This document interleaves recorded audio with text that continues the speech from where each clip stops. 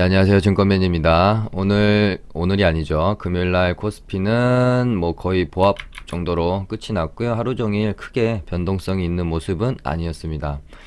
일단 코스피는 이렇게 박스권을 형성을 해놓고 위아래로 왔다 갔다 흐름을 만들어 가고 있는데, 여기서 중요하게 좀 지켜보셔야 될 게 이런 식으로 가다가 어떤 특이점이라고 할 만한 게 있다면은 점점 변동성이 어떻게 되죠? 특히나 상당 구간에서 변동성이 줄어드는 모습을 보이는 거죠. 저는 일단은 시장을 긍정적으로 보고 있는 상황이기 때문에 결국은 이렇게 움직이다가 매물 소화의 과정을 거치면서 고개를 드는 박스권 상단을 돌파하는 흐름으로 일단은 그렇게 가지 않을까 생각은 하고 있습니다. 근데 이 시장이라는 것은 그날 뭐 오늘은 좋게 봤지만 내일의 모습을 보고 위험하다고 생각할 수 있는 거고요.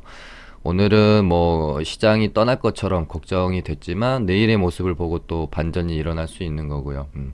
시장은 그냥 그날 시장이 보여주는 모습을 보고 시나리오 세우고 예측하고 전략 짜고, 또 그렇게 됐을 때와 되지 않았을 때 대응 전략 짜고, 그냥 하루하루 그렇게 충실하게 대응해 나가는 것이지, 뭐 이렇게 거창하게 분석하고 예측해서 나는 무조건 상방에 베팅할 거야, 이거는 저는 좀 단기 스윙 투자하는 입장에서는 올바른 투자 전략은 아닌 것 같아요.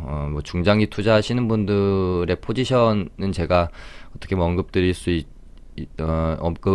못하겠지만, 단기 스윙 매매를 하시는 분들은 뭐 어떤 한 방향에 강한 확신을 갖는 전략이 아닌 그날 혹 뭔가 일 단위 뭐 주 단위로 계속해서 시장이 보여주는 모습 그대로 받아들이고 시나리오 짜고 대응 전략 짜고, 이런 식으로 그냥 하루하루 대응해가는 게 최선의 전략이 아닌가 그렇게 생각을 합니다. 그 다음에 코스닥은요, 일단은 제가 상당히 중요할 수 있다라고 생각되었던 지지점인 540포인트를 목요일날 정말 다행히도 딱 지지해주고 멋있게 반등이 나왔습니다. 그러고 나서 560포인트를 넘겼다가 밀렸다가 다시 넘겼다가, 이제 거의 종가상 이 540과 560 안에서 형성되었던 이 박스권을 재차 넘어주면서 안착이 되는 상황이죠. 그래서 제가 목요일 날도 여기 물론 한시름 놓긴 했지만, 그러니까 목요일날 만약에 얘가 540p 하방 돌파하고 떨어지면 저 같은 경우는 상당히 조심해야 되는 모습으로 급격하게 시장이 변하는 흐름이다 라고 말씀드렸지만, 540까지는 또 반대로 생각하면 당연한 건강한 조정입니다. 뚫었고 조정받고 이렇게 간다고 생각하면요, 그러니까 이게 어떻게 보면 한 끗 차이잖아요. 뚫고 지지받고 가는 것과 뚫고 지지받지 못하고 하방 돌파했을 때 참 이게 한 끗 차인데도 불구하고 상당히 다른 흐름이 연출이 된다는 거죠. 그래서 목요일날 540포인트를 지지받고 종가상 이렇게 마무리되는 모습을 보고 다음날도 괜찮을 수 있겠다, 다만 아직 안심하긴 이르고 이렇게 다시 한번 박스권 흐름을 확실히 만들어가는 모습을 보여줘야 됩니다. 이렇게, 그러니까 이렇게 흐르다가 돌파했으니까 이제 560을 박스권 하단 지지선으로 삼고 움직임이 이어져야 되겠죠. 뭐 미국 지수도 금요일날 보니까 뭐 크게 밀리지 않은 것 같고요. 그러니까 제일 중요한 게 일단은 변동성이 점차 줄어들면서 어떤 그 횡보 기간으로 들어가지 않을까, 박스권 구간으로 들어가지 않을까 하는 생각이 있습니다. 미국 증시도 그렇고 우리나라 증시도 그렇고요. 뭐 우리가 뭐 걱정할 만한, 물론 이제 전 세계가 돌아가는 상황에 따라서 달라지긴 하겠지만, 뭐 말도 안 되는 우리가 이제 걱정하는 뭐 이런 식의 폭락은 당분간은 너무 그렇게 걱정은 하지 않아도 되지 않을까 하는 생각은 가지고 있어요. 그래서 리스크 관리는 하되 지나친 비관론을 갖고 또 매매를 하시기보다는 상승이 나올 때는 그만큼 또 시장 상승분에 맞게끔 뭐 초과 수익을 좀 내줘야 또 나중에 조정받을 때 내가 뭐 이제 손실도 감당할 수 있는 거잖아요. 추세가 확실히 탔을 때는 또 그만큼의 수익을 내줘야 된다라는 겁니다. 너무 리스크 관리만 한다고 움츠려 있다가는 한 발 늦어요. 지금은 저는 리스크 관리는 하되, 왜냐면 이제 전 세계적으로 증시 상황이 이제 뭐 여러모로 안 좋잖아요. 마무리된 코로나도 뭐 유가도 반등 일단은 나오고 있지만 완벽하게 악재 해소 국면으로 들어간 상황은 아니기 때문에 리스크 관리는 하되 지금의 어떤 시장 상황에서 충분히 수익을 내기 위한 수익을 추구하기 위한 매매는 또 이루어져야 된다라고 생각합니다. 네, 그렇게 보고 있고, 오늘은 저희 리딩반 매매한 거 먼저 좀 말씀을 드리고, 왜냐면은 저희 리딩반에서 매매한 거 이제 센트럴 모텍을 익절을 하고 나왔는데요. 하나 좀 팁을 드리면서 복귀를 좀 해보려고 합니다. 일단 얘가 이제 뭐 전기차 관련주고 그 테마 안에서는 나름대로 대장 역할을 많이 했었고요.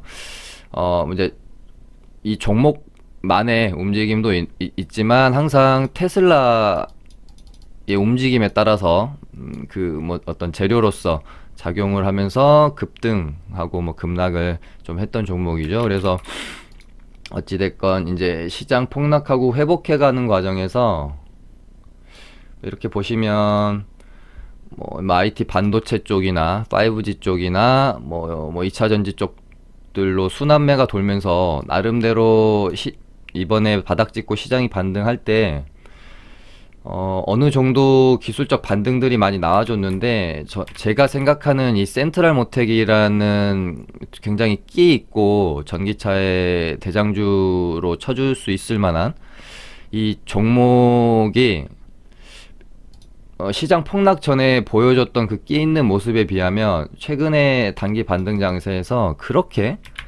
만족할 만한 어떤 뭐라 그럴까요? 시원시원한 반등이 아직은 나오지 않았다라고 판단이 좀 들었어요. 그래서 뽑아내고 박스권 흐름을 이렇게 이제 가져가죠. 저희가 이 박스권인 한 27,500원을 한번 돌파를 하게 되면 이런 식으로 봉을 한번 뽑아줄 수 있겠다라는 생각은 가지고 있었고요. 다만 얘는 저항 구간이 한 3만원이 좀 매물을 소화해야 되는 구간이라고 봤거든요. 이때 저희가 접근한 게 이날이었던가? 수요일날 4월 1일 이날 이제 접근이 들어갔고 오전에 보시면 이거를 3분봉이 아니라 한 10분봉 정도로 봐볼까요? 계속해서 하락을 하죠. 이 추세가 하락하다가 반등이 나오지만 다시 하락하고, 반등이 나오지만 다시 하락하고, 반등이 나오고 이제 조금 추세를 이런 식으로 이제 돌려가는 과정이 나오죠. 그러니까 보통 종목이 주가가 이런 식으로 하락을 하다가 이렇게 급반등을 하는 경우는 거의 없습니다. 정말 뭐 메가톤급 재료가 나온다거나 종목 자체가 굉장히 가벼운 종목이라거나 뭐 이제 그런 경우에는 이렇게 하락했던 종목이 이렇게 V자 반등이 나오기도 하는데, 어느 정도 거래 대금이 뭐 수백억 수천억씩 실리는 종목들이라거나 뭐 메가톤급 재료가 나오지 않는 그런 상황에서 보통의 주가의 흐름은 이런 식으로 하락이 나오면 한 번에 이렇게 V자로 돌리지 못해요. 다시 상승을 하기 위한 준비 과정이 필요합니다. 그러니까 하락했다가 어느 정도 상승 파동이 나왔다가 다시 눌렸다가, 그러니까 매물 소화하는 과정이라도 볼 수 있고요. 상승을 위한 준비 기간이라고 보셔도 됩니다. 그런 과정에서 우리가 쌍바닥 그러잖아요. 그러면은 보통의 이제 개인 투자자분들은 그냥 뭐 바닥을 두 번 찍으니까, 혹은 그냥 굉장히 어떤 정형화된 뭐 수학 공식 같은 개념으로 그냥 분봉상 쌍바닥을 찍었으니까 좋다더라. 그러니까 쌍바닥은 좋다더라. 뭐 이렇게만 이해를 하고 계신데, 우리가 주식을 할 때는 원리를 좀 항상 이해를 하셔야 됩니다. 주가가 이런 식으로 떨어지면서 얼마나 많은 매물이 이 안에 생겼겠어요. 이 안에 많은 매물이 생긴 거를 다시 상방으로 뚫어내려면 한 방에 뚫어내기 힘들다는 거죠. 그래서 이런 식으로 주가의 흐름이라는 게 존재할 수밖에 없어요. 점점 그러다가 어느 정도 매물이 소화가 되는 과정 안에서 준비가 되었을 때 슈팅이 나온다고 보시면 되는 겁니다. 그래서 센트럴 모텍도 이렇게 떨어지는 과정 안에서 한번 들어 올렸다가 죽었고, 한번 들어 올렸다 죽고, 그 다음에 하방 경직을 만들고요. 그 다음에 들어 올렸다 죽고, 들어 올렸다 죽고, 이런 식으로 그러면서 더 이상 밀리지 않고 이렇게 박스권으로 행보하는 흐름을 가져가죠. 며칠이죠? 1, 2, 3, 4, 5, 6, 7 거의 일주일이죠. 이 정도 행보해버리면은 단기적으로 들어오셨던 분들은 좀 많이 지쳐서 떨어 나갈 수도 있고요. 근데 그것 자체가 어떻게 보면은 매집이고 매물 소화라고 보는 거죠. 그래서 요렇게 요 정도 가격대에다가 매물대를 만들어 놓고 맞고 떨어지고 맞고, 이런 식으로 박스권 흐름을 계속 이어가죠. 그래서 이날 오전에 요렇게 박스권이 형성되어 있고 점점 매물 소화하는 과정을 거쳤고, 이날 오전에 저는 뚫는다고 본 거예요.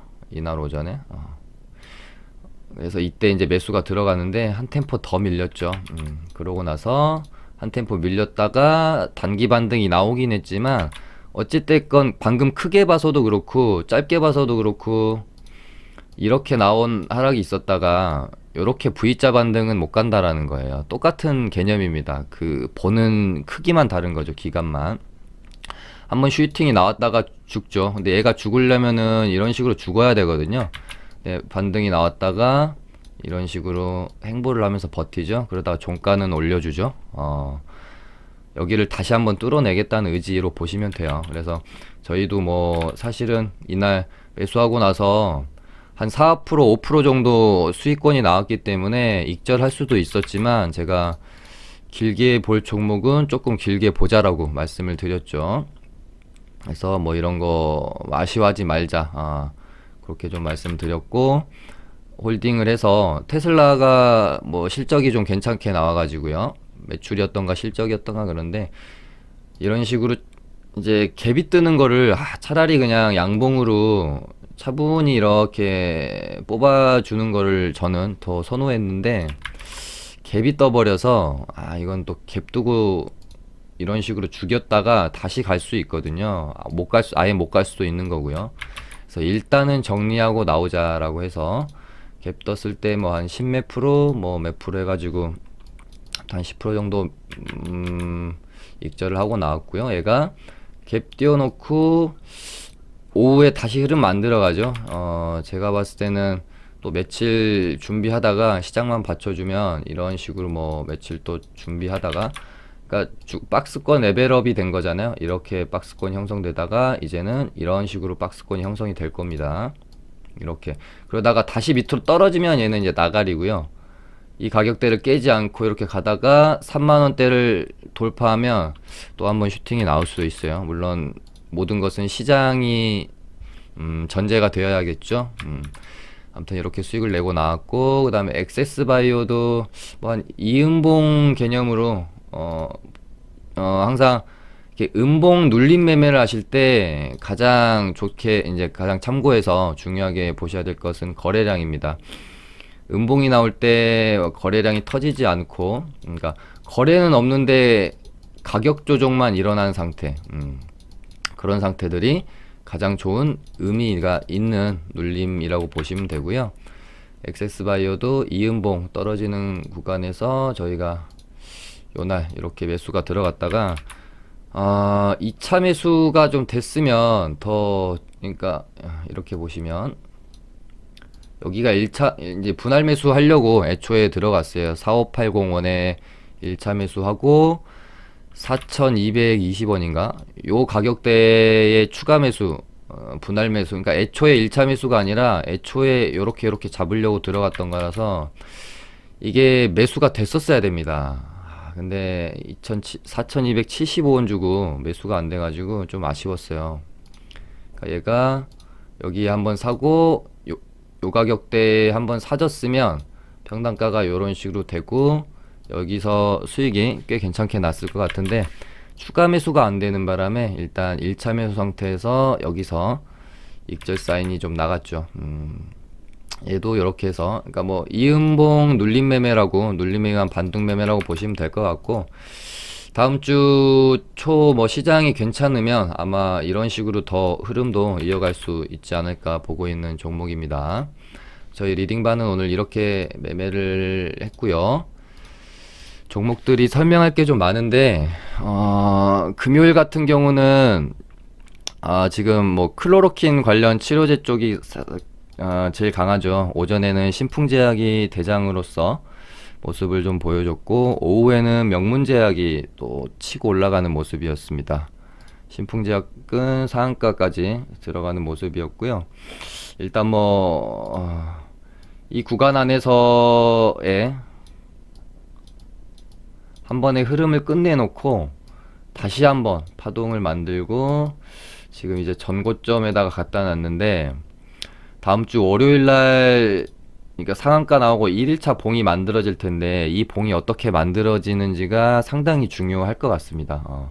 뭐 갭 띄우고 이런 식으로 음봉으로 밀어버리는 모습이 아닌 뭐 이쁜 양봉의 형태가 출현을 하게 되면 다시 한 번 정도 더 파동을 만들 수도 있겠다 하는 생각을 가지고 있는 종목이고 일단 치료제 쪽에서는 클로로킨이 계속해서 강하죠. 아무래도 미국의 대통령이 입에서 언급이 나왔던 것이기 때문에 치료제 쪽으로는 계속해서 대장 역할을 하지 않을까 싶은 생각이 있고요. 그 다음에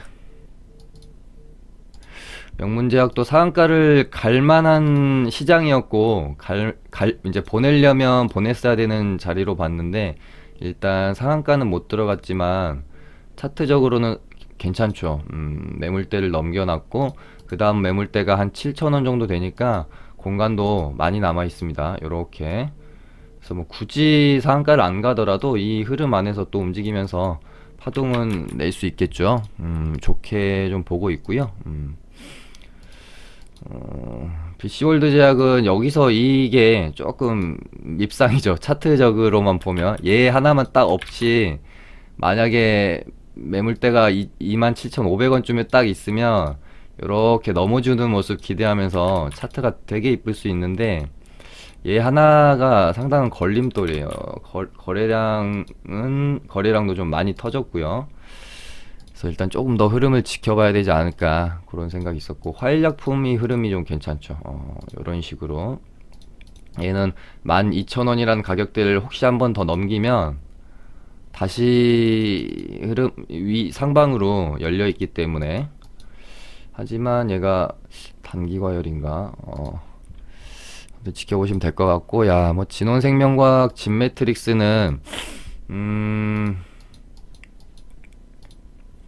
반등이 딱 나올 만한 돼서 나온 것 같은데 얘네를 공략을 좀 못한 게 좀 많이 아쉽네요. 저도 얘네를 할까 진단키트를 할까 고민을 좀 많이 하다가 진단키트 쪽으로 저는 일단 선택을 했던 거거든요. 근데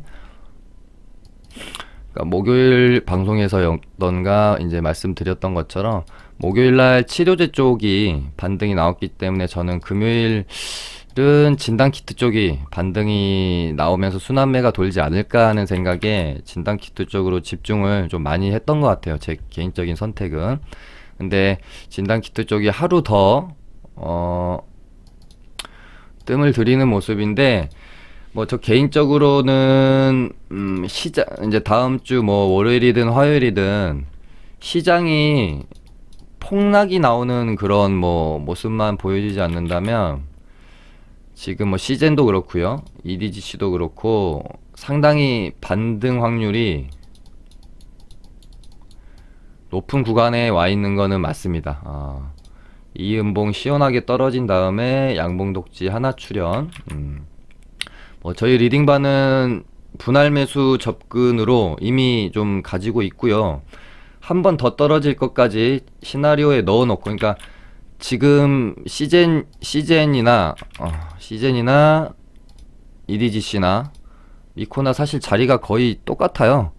재밌는 것은 이렇게 셋이 좀 같이 움직이는 모양새고요. 오상자이엘, 랩지노믹스, 뭐 수젠텍도 시간에서 좀 많이 뜬 것 같던데. 얘네들끼리 좀 같이 움직이는 그 모양이 좀 있습니다. 파가 좀 나눠졌어요. 그러니까 랩지랑 뭐 오상이랑 뭐 수젠텍 이런 애들은 지금 반등이 시젠 EDGC 미코보다 좀 더 먼저 나오는 느낌이라고 해야 될까요? 그래서 얘네들이 반등이 나왔다가 죽으면 그때 가서 얘네들이 움직이려나 그런 생각을 좀 가지고 있어요. 왜냐하면은 지금 거래가 너무 많잖아요. 시젠 같은 경우는 지금 거래 죽기 전까지 뭐 2조 5천억까지 거래가 터졌던 애고, EDGC도 마찬가지고요. 아까 센트럴 모텍에서 말씀드렸던 하락 후에 다시 양봉을 만들어내기 위한 준비 구간에 저는 있다라고 생각을 하고 있습니다. 그러니까 거래가 한 2조 5천억씩 실렸던 이런 종목이 이렇게 떨어진 다음에 혹시 양봉을 하나 만들기 위해서 이 구간에서 이렇게 만드는 건 좀 부자연스럽죠. 이렇게 양봉이 만들어지려면 뉴스가 필요합니다. 뉴스가 없이는 얘 혼자만의 주가 흐름으로 이제 반등을 주려면 기간이 필요해요. 양봉을 하나 만들어내기 위한 준비 기간. 그래서 저는 이 이틀을 준비하는 기간으로 봤고요.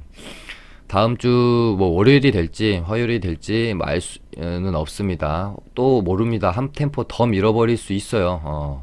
하지만 거기까지 저는 전략을 이미 다 짜놨기 때문에 이 구간 안에서만 충분히 분할 매수가 되어진다면 한 요정도 흐름의 양봉 10만원 혹은 저는 잘 나오면은 한 10만원에서 11만원까지도 반등이 한번 나올 수 있다. 그러니까 이 반등이 여기서 나오는 거랑 21선까지 한 번 더 밀고 나오는 거랑은 다르니까 가격적인 이야기는 하기가 좀 그런데, 양봉의 길이로만 따지면 최소 10% 이상의 양봉은 하나 정도는 뽑아 줄 거다라고 저는 보고 있습니다. 이런 대장주가 악재도 없는 상태에서 이렇게 밀렸다 그러면은 최소 10% 15% 혹은 그 이상의 양봉 하나 정도는 죽을 때 죽더라도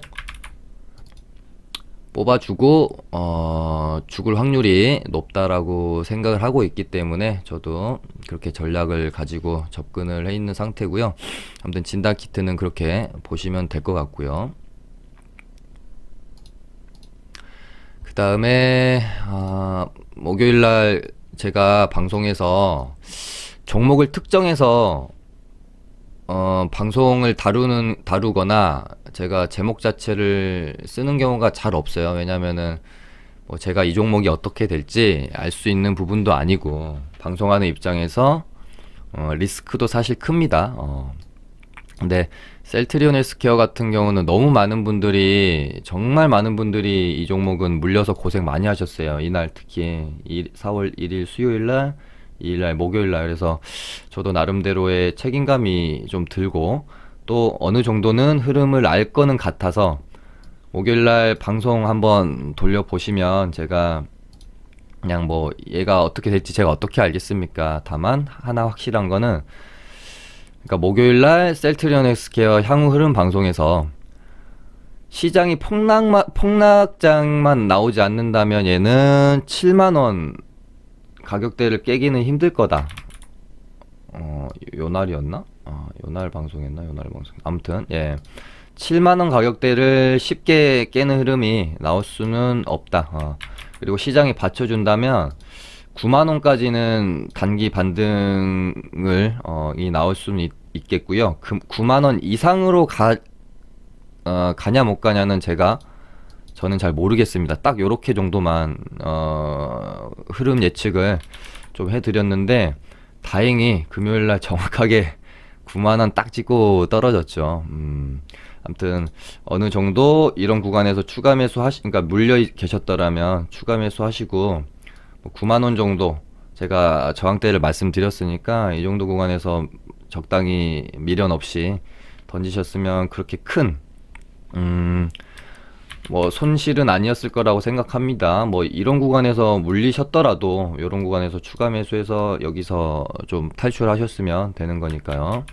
다행입니다. 셀트리온 헬스케어는 얘는 뭐 시장만 받쳐주면 아마 이런 식으로 천천히 윗꼬리를 좀 채워간 흐름이 나올 수도 있고요. 조금 이제 조정받을 수도 있는데, 어찌됐건 이 정도 구간 안에서 위아래로 흐름이 형성이 되지 않을까 싶고, 9만원을 뚫을지 여부, 혹은 그 이상 뭐 전고점을 넘을지 여부는 향후 흐름을 보고 판단해야지 지금으로서는 알기가 좀 힘든 것 같습니다. 그 다음에 결국은 남선알미늄이 다시 대장으로 치고 올라가는 모습이었어요. 국영진NM이 조금 더 좋은 모습을 보였지만 얘는 좀 흐름이 되게 일부러 이러는 건지 힘들게 전고점 부근 올려놓고 갖다 놓고, 물론 이때 이제 시장 영향도 좀 있었겠지만 결국은 한 번은 뚫어주지 않을까. 일단 그런 생각은 좀 가지고 있어요. 일단 총선도 아직 기간이 남아 있고, 근데 남선알미늄이 먼저 좀 스타트를 때려버렸어요.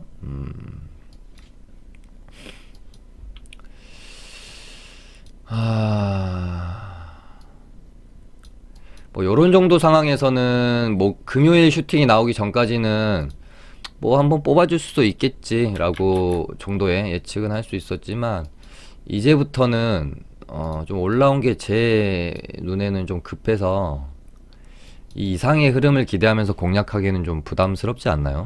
제 눈에는 좀 그래 보입니다. 공략을 하더라도 조금 조정이 잘 나오면, 이게 상한가를 들어간 것도 아니고 그러니까요. 조정이 좀 나오면 공략 대상으로 삼아보는 게 좀 더 안전하지 않을까 싶고, 한창재지는 뭐 이제 다 좋은데 이 앞선의 매물대가 너무 이 기간 조정이 너무 짧았어요. 뭐 남선이나 뭐 구경에 비해서 그래서 이 앞 매물대가 아주 뭐 가볍게 뚫어버리기에는 매물 부담이 좀 상당할 것으로 봅니다. 그래서 이 가격대를 소화해가는 모습을 좀 더 지켜봐야 될 것 같아요. 한창재지는.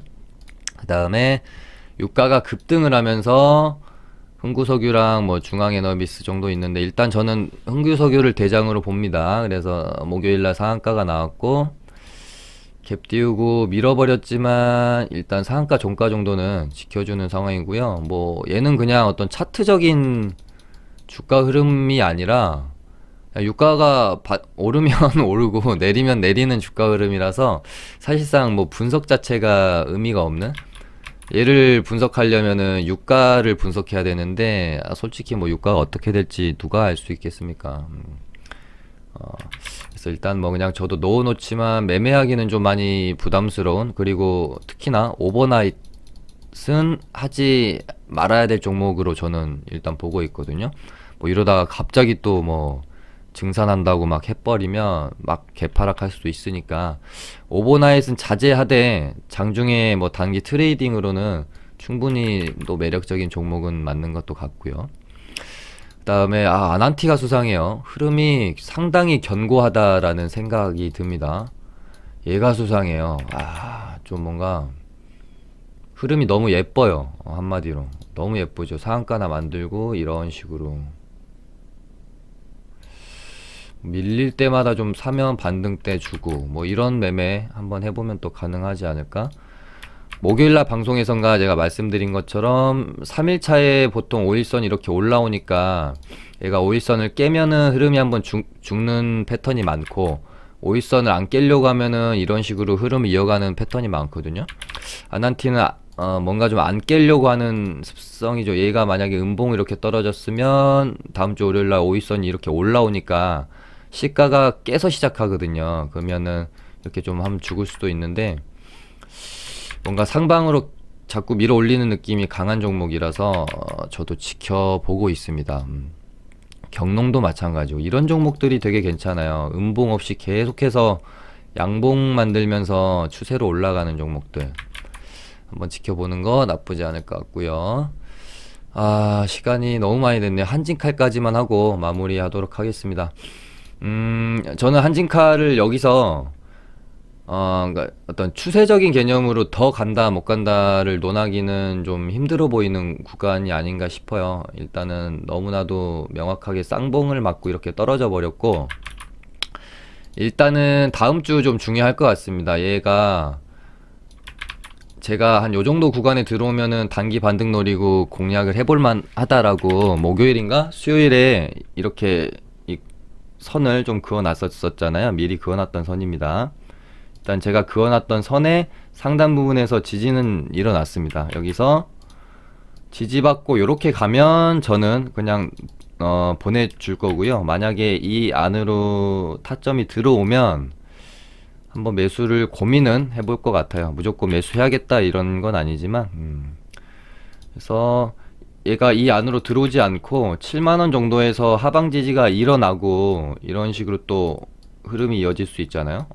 그렇게 되면 그 다음에는 여기 한번 넘길 수도 있겠네 라는 생각 가져볼 수 있겠죠. 근데 지금 상황에서는 어떤 단기 반등 개념으로만 접근을 하는 게 맞을 것 같다는 생각이 듭니다. 오늘은 이렇게 해서 마쳐보도록 하겠습니다. 감사합니다.